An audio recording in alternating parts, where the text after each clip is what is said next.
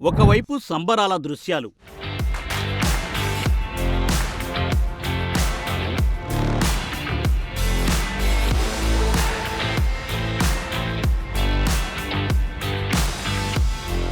ఆ వెనుకే బాంబుల మోతలు.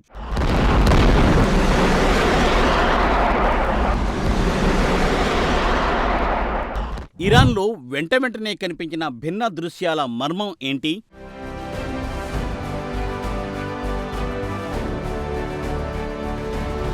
అయతుల్లా ఖొమేనీ మరణానికి 40 రోజుల సంతాపంలోని వ్యూహం ఏంటి?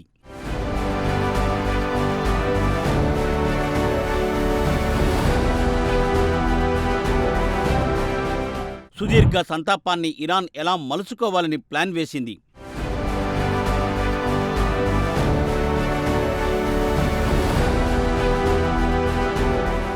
ఖమేనీ మరణం తర్వాత కేంద్ర హోంశాఖ జారీ చేసిన హెచ్చరికలేంటి?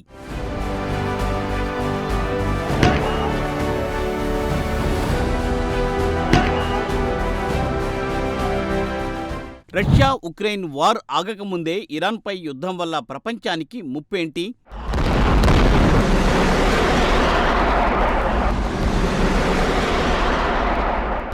ఇది మూడో ప్రపంచ యుద్ధంగా మారుతుందా? భారత్ ముందున్న సవాళ్లేంటి?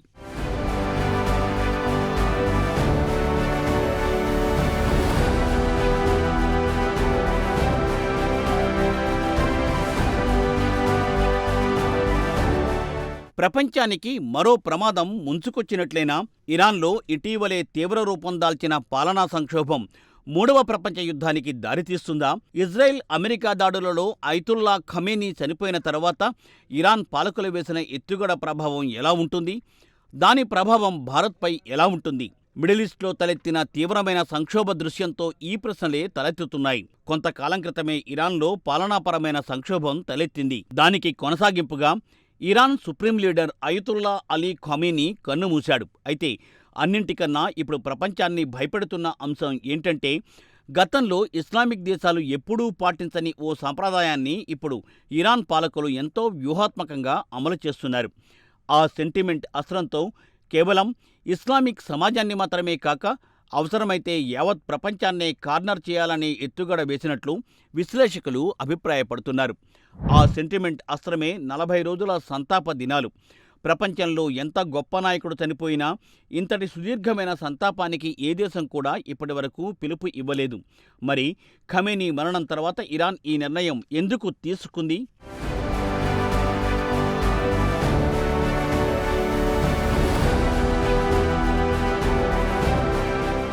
అయతుల్లా అలీ ఖమేనీ మరణాన్ని ఇరాన్ పాలకులు వీలైనంత ఎఫెక్టివ్గా వాడుకోవాలని చూస్తున్నారు. ఆయన మరణం తర్వాత ఆ బాధ్యతలను తాత్కాలికంగా 3 నాయకుల కౌన్సిల్కు అప్పగించారు. దాన్నే తాత్కాలిక నాయకత్వ మండలి అంటారు. అలీ ఖమేనీ కుమారుడు ముస్తఫా ఖమేనీని ఈ మండలి సుప్రీం లీడర్గా ఎంపిక చేసింది. వీరి ఆధ్వర్యంలోనే ఇరాన్లో 40 రోజుల సుదీర్ఘమైన సంతాప దినాలు పాటించాలనే నిర్ణయం తీసుకున్నారు. దేశానికి ఒక స్థిరమైన వారసుడు ఎంపికయ్యే వరకు వీరు దేశానికి దిశానిర్దేశం చేస్తారు. అయినప్పటికీ వీరు తీసుకున్న నిర్ణయం మాత్రం ప్రపంచంలో గతంలో ఎప్పుడూ జరగలేదంటున్నారు నిపుణులు.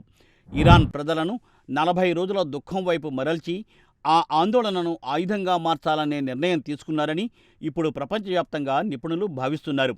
ఈ నిర్ణయానికి సుదీర్ఘమైన నేపథ్యమే ఉంది. అలీ ఖమేనీ వారసుడి ఎంపిక కోసం కావలసినంత సమయాన్ని సృష్టించుకోవడం, ప్రపంచవ్యాప్తంగా ఉన్న షియా వర్గం ప్రజలలో సెంటిమెంట్లు రగిలించడం, ఇరాన్లో షియాలను రోడ్ల మీదకి రప్పించడం, ఖమేనీ మృతిపై ప్రపంచవ్యాప్తంగా సానుభూతిని మూటగట్టడం, ఆ తర్వాత జరగాల్సిన పనికి లైన్ క్లియర్ చేయడం. ఇంతటి విస్తృతమైన ఆలోచనతోనే ఆ త్రిసభ్య కౌన్సిల్ గతంలో ఎన్నడూ లేని నిర్ణయం తీసుకుంది అంటున్నారు. మరి ఈ నిర్ణయంతో జరిగేది ఏంటి?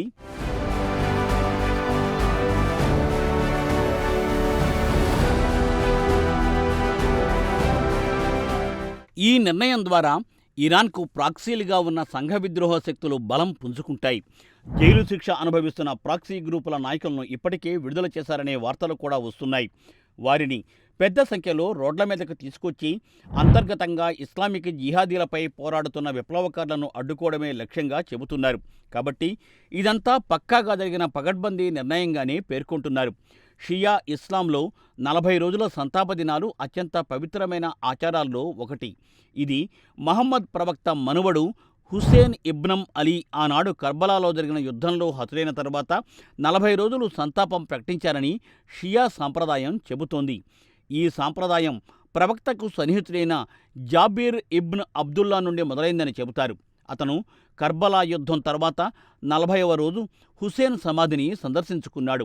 షియాల్లో ఈ సంప్రదాయం ఇప్పటికీ ఉందని ఇస్లామిక్ పండితులు చెబుతారు. అయితే సున్నీ సాంప్రదాయంలో ఈ 40 రోజుల ఆచారం లేదు. మృతుడి తరఫు బంధువులు కేవలం 3 రోజులు మాత్రమే దుఃఖాన్ని ప్రకటిస్తారని, ఆ తరువాత యథాప్రకారం రోజువారీ కార్యక్రమాల్లో నిమగ్నమైపోతారని చెబుతారు.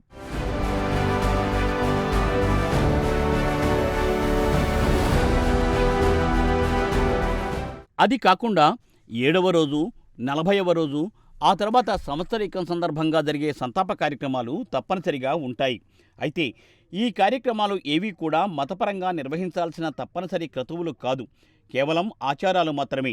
ఈ క్రమంలో 40వ రోజు చేయాల్సిన సంప్రదాయ కర్మకాండను 40 రోజుల పొడవునా నిర్వహించడమే అత్యంత అరుదైందిగా చెబుతున్నారు. అయతుల్లా ఖొమేనీ మరణానికి 40 రోజుల సంతాపం ప్రకటించినప్పుడు అది ఖమేనీ మరణాన్ని ఉద్దేశపూర్వకంగా ఇమాం హుస్సేన్ బలిదానంతో సమానం చేస్తోంది. ప్రపంచంలోని షియాల గుర్తింపునకు పునాది అయిన ఆ కథనాన్ని మరోసారి షియా వర్గ ప్రజల ముందుకు బలంగా తీసుకురావాలనే వ్యూహాత్మక ప్రక్రియగా అభివర్ణిస్తున్నారు. ఫలితంగా 1400 ఏళ్ల నాటి ఇస్లామిక్ చరిత్రతో ప్రజలు తాదాత్మ్యం చెందే ఉద్దేశంగా చెబుతున్నారు. ప్రవక్త మనవడి సమాధిని దర్శించుకునే అతిపెద్ద శాంతియుత సమావేశం కూడా ఆనాటి నుండి జరుపుకుంటున్నారు. ఈ సందర్భంగా మరోసారి షియాల మొబిలైజేషన్కు ఇరాన్ నాయకత్వం పథకరచన చేసింది. ఈ గ్యాదరింగ్ కోసం 2.5 కోట్ల మంది ప్రజలు వస్తారని అంచనా.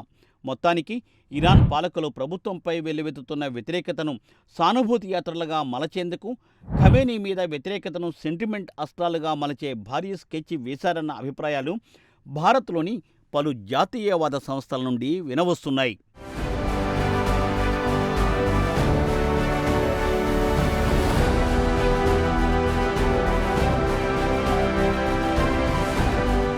ఇరాన్ తీసుకున్న నిర్ణయం ఫలితంగానే టెహ్రాన్లోని రెవల్యూషన్ స్క్వేర్లో వేలాది మంది షియాలు నల్లదుస్తుల్లో ప్రత్యక్షమయ్యారు.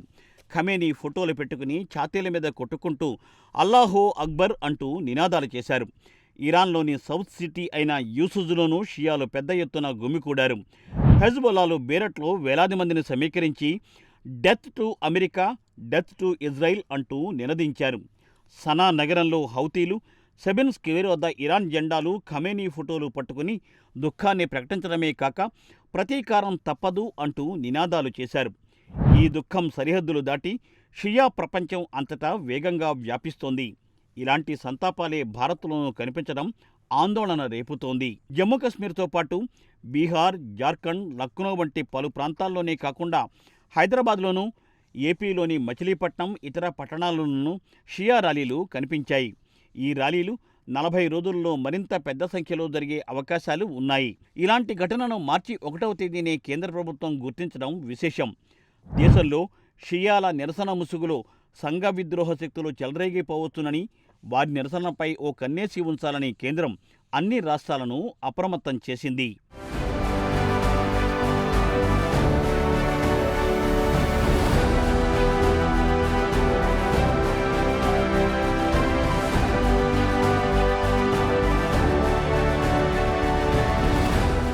పెహల్గాంలో మతాన్ని అడిగి టెర్రరిస్టులు దాడులు చేసినప్పుడు తాము ఖండించకపోవడం తప్పే అని ఆ తర్వాత విమర్శలకు జరిసిన కొందరు ఇస్లామిక్ స్కాలర్లు అంగీకరించారు. కానీ ఈసారి ఎక్కడో ఇరాన్లో ఖమేనీ హతమైతే ఇండియాలో షియా వర్గం ముస్లింలు విపరీతమైన సెంటిమెంట్ ప్రదర్శించడం చర్చకు తావిస్తోంది.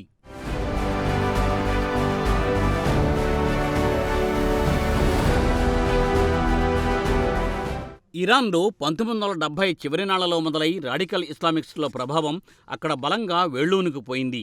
చివరి రాజు అయిన షా మొహమ్మద్ రెజా పహ్లవీని కూల్చేసి అయతుల్లా రుహుల్లా ఖొమేనీ సుప్రీం లీడర్గా ఎదిగాడు. దీంతో అప్పటి వరకు స్వేచ్ఛగా సంచరించిన ప్రజల మీద ఆంక్షల పరదాలు వచ్చి చేరాయి. తొలుత డెమోక్రటిక్ పద్ధతిని అనుసరిస్తున్నట్లు కనిపించిన ఖొమేనీ క్రమంగా పట్టు పెంచుకుని షరియా చట్టాలను తీసుకొచ్చాడు. షరియా ప్రకారం మహిళలను ప్రత్యేకంగా టార్గెట్ చేశారు. వారికి చదువును నిషేధించారు. ఉద్యోగాలు చేయకుండా వేటు వేశారు. వారు వీధుల్లోకి రావాలన్నా బుర్కా తప్పనిసరిగా మారింది. మహిళల మీద పురుష ఆధిక్యం దారుణంగా పెరిగిపోయింది. ప్రజాస్వామ్యం పూర్తిగా చచ్చిపోవడమే కాక దానికి ప్రతిరూపాలైన పత్రికా స్వేచ్ఛను కూడా హరించివేశారు. ఇలా 1970ల చివర్లో మొదలైన షరియా పాలన ప్రభావం 2022 నాటికి మరీ దారుణంగా శృతిమించిపోయింది.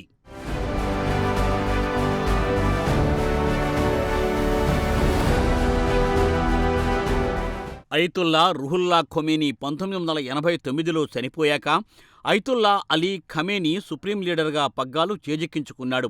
ఇతని హయాంలోనే ఇరాన్ తీవ్రమైన రాజకీయ సామాజిక సంక్షోభాన్ని ఎదుర్కొంటోంది. ఖమేనీ పాలనలో 2022లో మొదలైన మహిళల తిరుగుబాటు, అనంతర పరిణామాల పర్యవసానంగానే ఇజ్రాయిల్, అమెరికా దాడులు, ఆ దాడులలో ఖమేనీతో పాటు ఆయన భార్య, పిల్లలు, మనవళ్లు, మనవరాళ్లు కూడా చనిపోయారు. యుద్ధం మొదలైన 72 గంటల్లోనే ఇరాన్ అంతటా భీతావహ వాతావరణం ఏర్పడింది. ఇజ్రాయెల్ దాడులలో ఇరాన్ సుప్రీం ఖమేనీ హతమయ్యాడు. కీలకమైన 40 మంది ప్రభుత్వ అధికారులు కూడా హతమయ్యారని అమెరికా ధృవీకరించింది.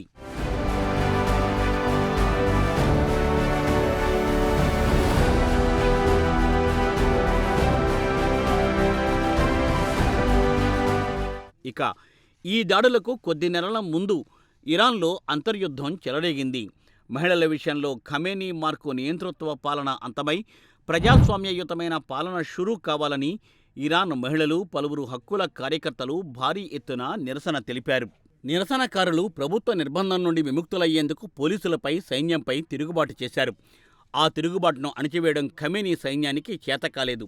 దేశంలోని పలు పట్టణాలలో ఇంటర్నెట్ నిషేధించడం, నిరసనకారులను నిర్బంధించడం, అజ్ఞాత వ్యక్తుల చేతులలో మహిళల హత్యలు పెద్ద సంఖ్యలో జరిగాయి. మరోవైపు ఆ నిరసనలకు అమెరికా బహిరంగ మద్దతును ప్రకటించింది. ఇరాన్లో పరిస్థితులు నానాటికీ చేయి దాటుతున్నాయని, మహిళలతో దారుణంగా వ్యవహరిస్తున్నారని, ఆ పరిస్థితిని అదుపు చేయకపోతే ఆంక్షలు ఫేస్ చేయాల్సి వస్తుందని ట్రంప్ డిక్లేర్ చేశారు. అంతేకాదు మత ఛాందసవాది అయిన ఖమేనీ ఇస్లామిస్టు సంఘ విద్రోహ శక్తులను ఎగదోస్తూ అశాంతికి కారణమవుతున్నారనే ఆరోపణలు చాలా కాలంగానే ఉన్నాయి.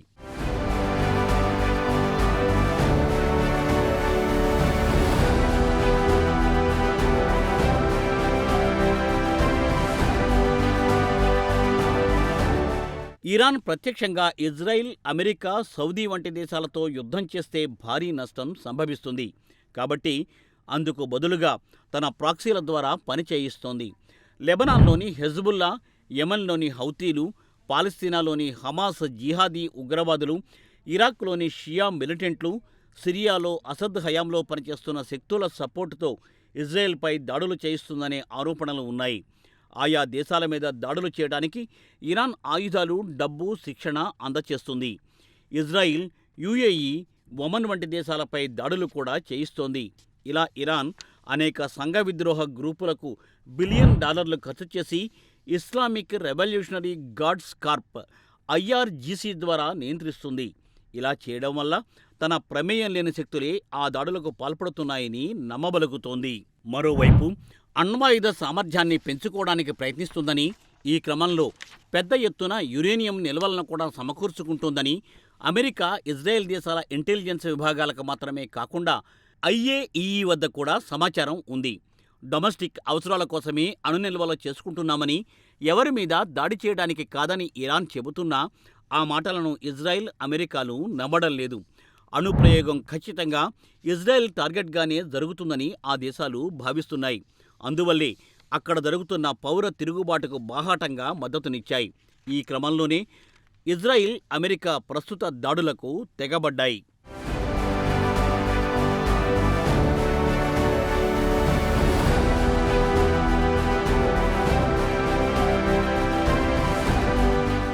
మరి ఈ దాడుల పరిణామాలు ఎలా ఉంటాయి? మత సెంటిమెంట్లతో రగిలిపోతున్న ఇరాన్లోని సంప్రదాయవాదులు దుబాయ్, అబుదబి, సౌదీ, ఇజ్రాయెల్ మీద మిసైల్స్ ప్రయోగిస్తున్నారు. తనకు జరిగిన నష్టంతో ఇరాన్ ప్రతీకార దాడులు చేస్తోంది. మరోవైపు ఇరాన్ ఇప్పుడు కొత్తగా కోల్పోయేది కూడా ఏమీ లేదనే అంటున్నారు. అలాంటప్పుడు శత్రువును వీలైనంతగా డ్యామేజ్ చేస్తే తాను అనుకున్న లక్ష్యం సాధించినట్లేటని అంచనా వేస్తున్నారు. మరోవైపు ఖమేనీ హతమయ్యాక హిజాబ్ తీసేసిన మహిళలు రూఫ్టాప్స్ మీదకు వచ్చి డ్యాన్స్ చేశారు. ఫ్రీ ఇరాన్ అంటూ స్వేచ్ఛా నినాదాలు చేస్తున్నారు. తాము ఎన్నో ఏళ్లుగా పోరాడుతున్న స్వేచ్ఛా సందర్భాన్ని అతి త్వరలో అందుకోబోతున్నామని ఆనందించారు. మరోవైపు బాంబుల మోతలు, మిసైళ్ల సైరన్లు, బ్లాక్ డ్రెస్సుల్లో లక్షలాది మంది ఛాతీలపై కొట్టుకుంటూ నినాదాలు చేశారు. ఇలా ఒకేసారి రెండు వేర్వేరు ఘటనలు ఇరాన్లో కనిపించడం విశ్లేషకులను తీవ్రంగా ఆలోచింపచేస్తోంది.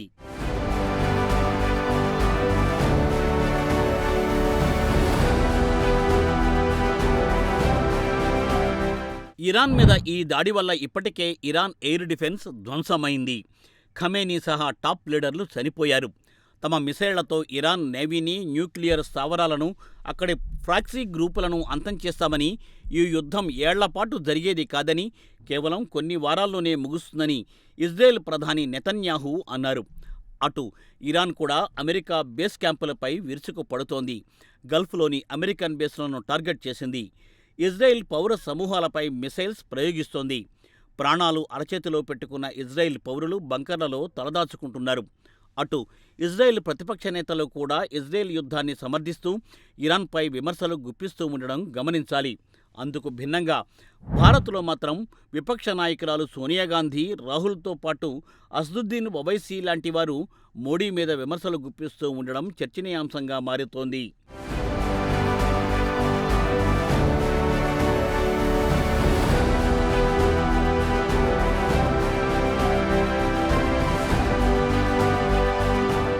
ఇక వార్ మొదలైన 3వ రోజుకే డెత్ టోల్ 600 దాటిందని అమెరికా చెబుతోంది. మరోవైపు ఇరాన్ రాజధాని టెహ్రాన్పై ఇజ్రాయెల్ దారుణంగా దెబ్బ కొడుతోంది. పలు న్యూక్లియర్ స్థావరాలు కూడా ఎఫెక్ట్ అవుతున్నాయి. రేడియేషన్ గురించి ఆందోళన కూడా మొదలైంది. యుద్ధం మొదలైన 3వ రోజే ఇరాన్లో 4 పాయింట్లకు పైగా భూకంపం సంభవించిందని వార్తలు వచ్చాయి. అంటే ఇజ్రాయెల్ దాడుల వల్ల న్యూక్లియర్ స్థావరాలు ప్రభావితం అయ్యాయా? అందువల్లే భూగర్భంలో దాచిన యురేనియం స్థావరాలు ఏమైనా ధ్వంసం అయ్యాయా అనే ఆందోళనలు రేగుతున్నాయి. అయితే ఈ దాడులతో ఇరాన్లో పాలన మారుతుందా, లేక అమెరికానే అనాలోచితంగా ఈ దాడులను మొదలుపెట్టి ఇప్పుడు బాధపడుతోందా అన్న విశ్లేషణలు కూడా ముసురుకుంటున్నాయి. ఇరాన్ విషయంలో చాలా రోజులుగా హూంకరిస్తున్న అమెరికా క్రమంగా వెనకడుగు వేస్తుందా, లేక వెనకడుగు వేయక తప్పదా అనే వ్యాఖ్యలు వినిపిస్తున్నాయి. అయితే ఈ విషయంలో కొంత నిర్మోహమాటంగానే మాట్లాడుకోవాలి. ట్రంప్ వెనక్కి తగ్గుతున్నట్లు బాహాటంగా కనిపించటం లేదు. బిగ్ వేవ్ ఇంకా రాబోతోందని మాత్రం ఆయన డిక్లేర్ చేయడం గమనించాలి. అయితే ఈ విషయంలో ట్రంప్కు ముందుకెళ్తే నుయ్యి, వెనక్కెళ్తే గొయ్యి మాదిరిగా తయారైంది అంటున్నారు విశ్లేషకులు.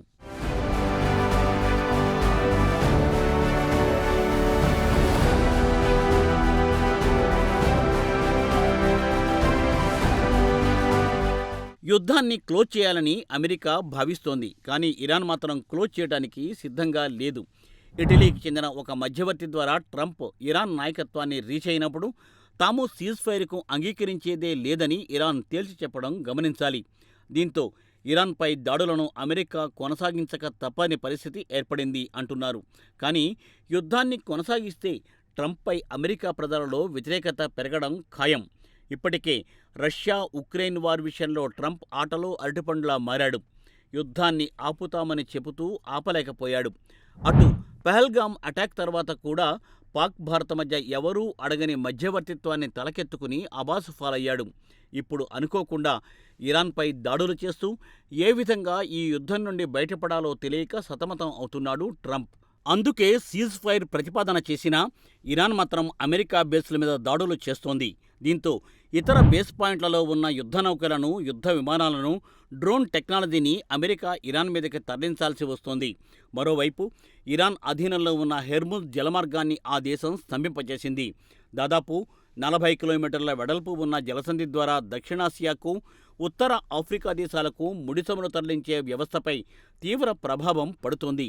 ప్రపంచంలోని 20% గ్యాస్, ముడిచమురు హెర్ముజ్ స్ట్రెయిట్ నుండే రవాణా అవుతాయి.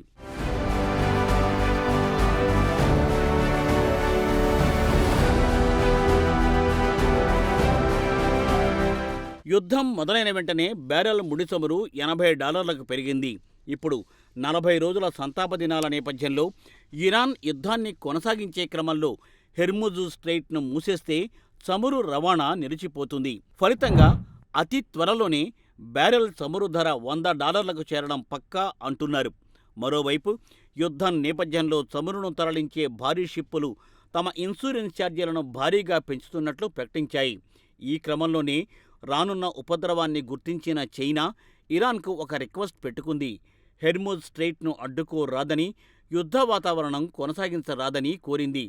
చైనా ఎక్కువ భాగం చమురు కోసం హెర్ముజ్ పాస్ పైనే ఆధారపడి ఉంది. ఇప్పటికే హెర్ముజ్ వద్ద అన్ని చమురు షిప్పులు ముందుకు కదలకుండా నిలిచిపోయి ఉన్నాయి. వాటి క్లియరెన్స్కు ఇరాన్ అడ్డుపడుతోంది, అనుమతించడం లేదు. ఎవరైనా కాదని ముందుకెళ్తే షిప్పులను ధ్వంసం చేస్తామని హెచ్చరిస్తోంది.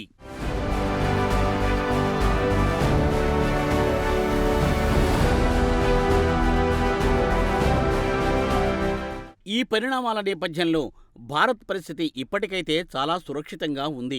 ఇరాన్ నుండి చమురు దిగుమతులపై ఎఫెక్ట్ పడకుండా రష్యా నుండి ముడి చమురును మరింతగా పెంచేసింది. గతంలో ఉన్న పాత ధరకే రష్యా భారత్కు ముడి చమురును ఎగుమతి చేస్తోంది. భారత్ను దారికి తెచ్చుకునే విషయంలో అడ్డగోలుగా మాట్లాడి అభాసుపాలైన ట్రంప్ ఇప్పుడు ప్రపంచం ముందు తల ఎత్తుకోలేని పరిస్థితుల్లో కూరుకుపోతున్నాడు. రష్యా నుండి చమురు కొనుగోళ్లు ఆపకపోతే 50% ట్యాక్స్ పెంచుతానని, 500% పెంచుతానని ప్రగల్భాలు పలికిన ట్రంప్ ఇప్పుడు భారత్ వేస్తున్న ఎత్తుగడతో ఎలా రియాక్ట్ అవ్వాలో తెలియక తలపట్టుకుంటున్నాడు. మరోవైపు తైవాన్ మీద కాలుదువ్వుతున్న చైనాను కూడా దారికి తెచ్చుకునేందుకు ఆరాటం ప్రదర్శించిన ట్రంప్ ఇప్పుడు ఇరాన్ మీద దాడులతో ఇరుక్కుపోయి తైవాన్ విషయం మీద నోరు మెదపలేకపోతున్నాడు. అటు రష్యాకు కూడా ట్రంప్ పరిస్థితి అయాచితంగా అందివచ్చిన వరంలా మారింది. ఉక్రెయిన్ మీద అదుపు సాధించడంపై రష్యా పూర్తిగా ఫోకస్ చేసే పరిస్థితి ఏర్పడింది అంటున్నారు నిపుణులు.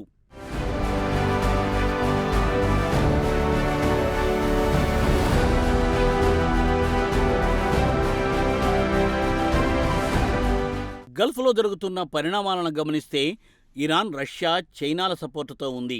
అమెరికా సపోర్టుతో ఉన్న సౌదీ, యుఏఈ వంటి దేశాల్లో ఉన్న అమెరికన్ బేస్ క్యాంపులపై ఇరాన్ దాడులు చేస్తోంది. ఇప్పటికే చాలా వరకు హిట్ అయ్యాయి కూడా. అయితే ఆ దేశాలు ఇరాన్ను టార్గెట్ చేసి రంగంలోకి దిగితే ఈ యుద్ధం విస్తరించక మానదు. అయితే అది పూర్తి ప్రపంచ స్థాయి యుద్ధం అవుతుందా అనేది అప్పుడు చోటు చేసుకునే పరిణామాలను బట్టే ఉంటుంది. ఎందుకంటే ఇప్పుడు ప్రపంచ ఆర్థిక శక్తులుగా ఎదిగేందుకు చైనా, రష్యా, భారత్ వంటి దేశాలు తీవ్రంగా పోటీ పడుతున్నాయి. యుద్ధాన్ని కొనసాగించడం వల్ల ఏ దేశాల ఆర్థిక ఎదుగుదలకు ఇది దోహదపడదు. అమెరికా అనేది అంతకంతకు పతనమవుతున్న దృష్ట్యా ప్రస్తుత యుద్ధంతో అన్నింటికన్నా ఎక్కువ నష్టపోయేది అమెరికానే అంటున్నారు. ఈ విషయాన్ని ట్రంప్కు దగ్గరి వ్యక్తులు కూడా అంగీకరిస్తున్నదే. మరి ఈ అవకాశాన్ని భారత్, చైనా, రష్యా వంటి దేశాలు ఎందుకు వదులుకుంటాయి అనేది ఆలోచించాల్సిన అంశమే. అందువల్ల చైనా మాదిరిగానే భారత్ కూడా శాంతి కోసం ప్రయత్నిస్తామని, నష్టాన్ని నివారించాలనే విజ్ఞప్తులు చేస్తూ ఉండడం గమనించాలి. అదే సమయంలో భారత్ దాదాపు 90 లక్షల ఎన్ఆర్ఐల క్షేమాన్ని దృష్టిలో ఉంచుకుని నిర్ణయాలు తీసుకుంటోంది. హెర్ముజ్ స్ట్రెయిట్ ఎక్కువ కాలం పాటు క్లోజ్ అయి ఉంటే కనుక చమురు ధరలు పెరుగుతాయి. దీంతో విదేశాల నుండి దిగుమతులు చేసుకునే వస్తువుల ధరలకు రెక్కలొస్తాయి. విదేశీ సంబంధాల విషయంలో భారతీయుల బాగోగులకే పెద్దపీట వేస్తున్న మోడీ ఇజ్రాయెల్కు సంపూర్ణ మద్దతు ఇచ్చారు. కానీ ఇరాన్ను ఖండించలేదు. ఇజ్రాయెల్తో భారత్ ఇటీవలే భారీగా డిఫెన్స్ డీల్ కుదుర్చుకోవడం గమనించాలి. అటు ఫ్రాన్స్తోనూ డిఫెన్స్ డీల్స్ కుదుర్చుకుంది. రష్యాతో అద్భుతమైన టెక్నాలజికల్ ఎక్స్చేంజెస్ లైనప్ అవుతున్నాయి. ఈ క్రమంలో గల్ఫ్ వార్ ఆగకుండా కంటిన్యూ అయినా ఆయా దేశాలకు యుద్ధ సామాగ్రి అవసరం పెరుగుతుంది. అది సరఫరా చేసే వ్యూహాత్మక శక్తిగా భారత్ అవతరిస్తుంది. సామాన్య వస్తువుల ధరలు పెరిగినా డిఫెన్స్ పరికరాలకు సంబంధించిన కంపెనీల షేర్లు భారీగా పెరుగుతాయంటున్నారు. ఇలా ఒకచోట వచ్చే నష్టాన్ని మరోచోట బ్యాలెన్స్ చేసుకోవడానికి మోడీ సర్కార్ సర్వం సిద్ధమైంది అంటున్నారు విశ్లేషకులు.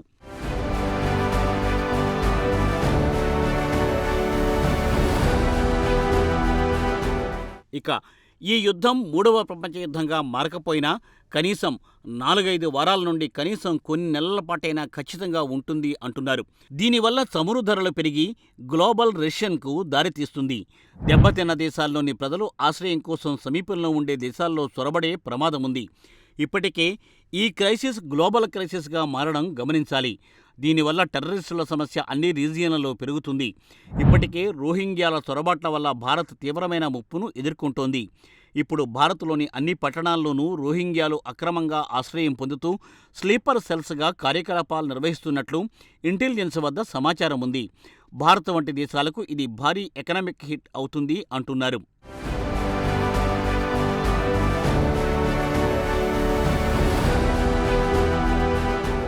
లగ్జరీ జీవితాలను ఆఫర్ చేస్తూ ధనికులను ఆకర్షించే ఎడారి దేశాలలో ఇప్పుడు పరిస్థితి దారుణంగా తయారైంది.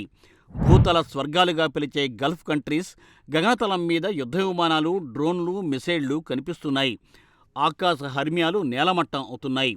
అనేక మంది ప్రజలు, సామాన్యులు, ధనవంతులు శిథిల భవనాల కింద షెల్టర్ తీసుకుంటున్నారు. ప్రపంచవ్యాప్తంగా ఇస్లామిక్ దేశాలు అమెరికా కాన్సులేట్లను ధ్వంసం చేస్తున్నాయి. అమెరికన్లు జాగ్రత్తగా ఉండాలని అమెరికా ప్రకటించి సర్ది చెప్పుకుంటే, భారత్ మాత్రం ప్రత్యేక విమానాలు పెట్టి ఇరాన్ నుండి, ఇజ్రాయెల్ నుండి ప్రజలను తరలించి ఎమర్జెన్సీ ల్యాండింగ్ చేయిస్తోంది. అయినా ఇరాన్ నుండి వస్తున్న పలువురు ముస్లింలు మాత్రం భారత్ను సమర్థించకపోవడం ఇప్పుడు చర్చకు దారితీస్తోంది.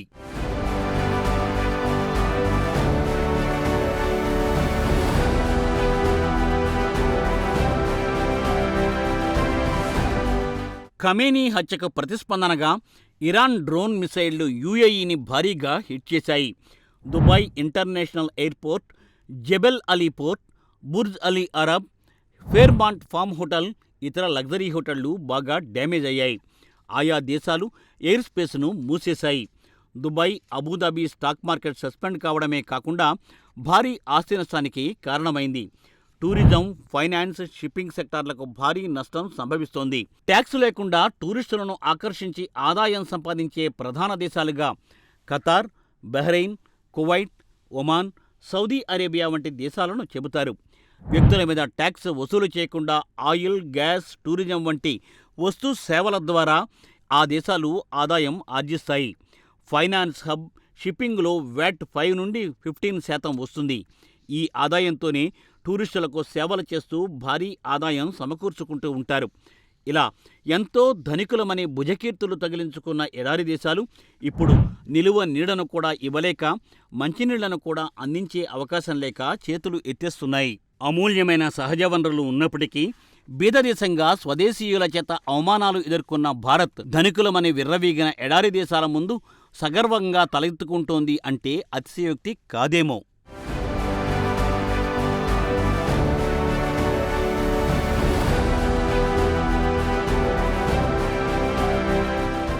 ఇరాన్లో తలెత్తిన సంక్షోభాన్ని కొలిక్కి తేవడంలో అమెరికా సక్సెస్ అవుతుందా అనే అనుమానాలు ఇప్పుడు ముసురుకుంటున్నాయి. ఈ క్రమంలోనే అమెరికా బహుళ వ్యూహాలు అనుసరించాల్సి ఉంది.